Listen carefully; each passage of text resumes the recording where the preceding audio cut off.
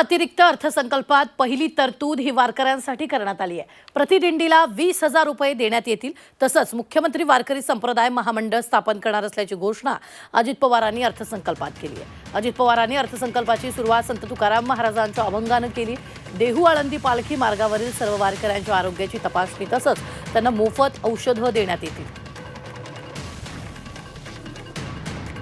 म्हणूनच आपण जागतिक वारसा नामांकनासाठी युनेस्कोकडे प्रस्ताव पाठवतो आहोत।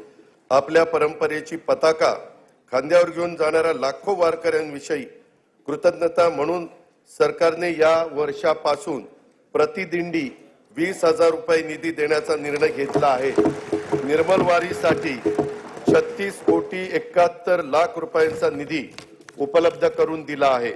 मुख्यमंत्री वैद्यकीय सहाय्यता कक्षाच्या माध्यमातून देहू आळंदी ते पंढरपूर या दोन्ही मुख्य पालखी मार्गावरील सर्व वारकऱ्यांची आरोग्य तपासणी केली जाणार आहे।